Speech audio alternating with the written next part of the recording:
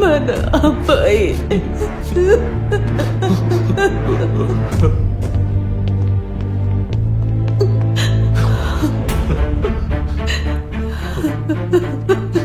మీ బాధ నాకు అర్థమవుతుంది, కానీ ఈ కేసు విచారణ కోసం నేను మరికొన్ని విషయాల్ని తెలుసుకోవాల్సి ఉంది. కేసు కోసమే కదా, ఏవైనా అడగండి.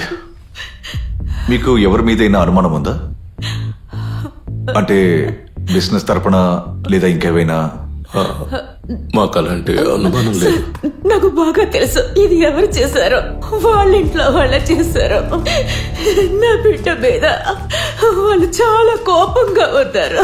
వాళ్ళిద్దరు రిలేషన్ వాళ్ళ ఇంట్లో వాళ్ళకి తెలిసిన తర్వాత వాళ్ళు రౌడీల సహాయంతో దాడి చేశారు, భయపెట్టారు సార్. మేము ఆ రోజు స్టేషన్లో ఒక కంప్లైంట్ ఫైల్ చేశాం. వీళ్ళు చెప్పిన విషయాలన్నింటినీ ఒక రిటర్న్ స్టేట్మెంట్ గా వీళ్ళ దగ్గర నుండి తీసుకోండి. Okay sir.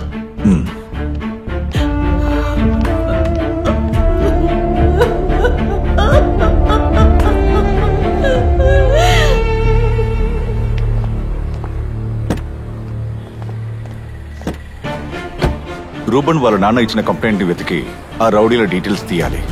Okay sir. Ruban వాళ్ళ ఫ్రెండ్స్ డీటెయిల్స్ అడిగాను కదా, ఏమైంది? సార్, రూబన్ క్లోజ్ ఫ్రెండ్స్ లో ఒక వ్యక్తి డీటెయిల్స్ మేము కలెక్ట్ చేసాం.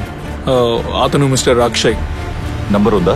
మర్యాదగా సరిగ్గా ఇవ్వాలి, చెప్పింది అర్థమైందా? ఓకే.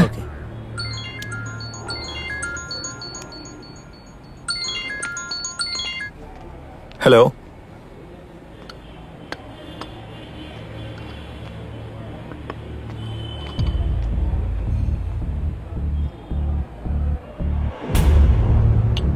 రూబన్ స్నేహ గురించి మీకు ఎన్ని రోజులుగా తెలుసు? సార్, మేము కలిసి చదువుకున్నాం. వాళ్ళు చనిపోయిన విషయం మీకెప్పుడు తెలిసింది? మరుసటి రోజు నేను కాల్ చేశాను. వాళ్ళు లిఫ్ట్ చేయకపోయేసరికి ఎంక్వైరీ చేస్తే తెలిసింది సార్. వాళ్ళు చనిపోయిన తర్వాత రూబన్ వాళ్ళ అమ్మా నాన్నని కలిసారా? లేదు సార్. ఎందుకు? మీరు క్లోజ్ ఫ్రెండ్సే కదా, వాళ్ళ ఇంటికి వెళ్ళలేదా? రూబన్ని స్నేహాన్ని సపోర్ట్ చేసినందువల్ల వాళ్ళ నాన్నని ఫేస్ చేయలేకపోయాను సార్. అందువల్లే నేను స్వయంగా వెళ్ళి వాళ్ళని కలవలేకపోయాను. అయితే రూబన్ కి స్నేహకి పెళ్లి చేసింది మీరేనా? లేదు సార్, మాకు కూడా పెళ్ళైన తర్వాతే అసలు విషయం తెలిసింది. వాడిది కాస్త డిఫరెంట్ క్యారెక్టర్ సార్. మీకు వాళ్ళ గురించి తెలిసిన విషయాల్ని చెప్పండి.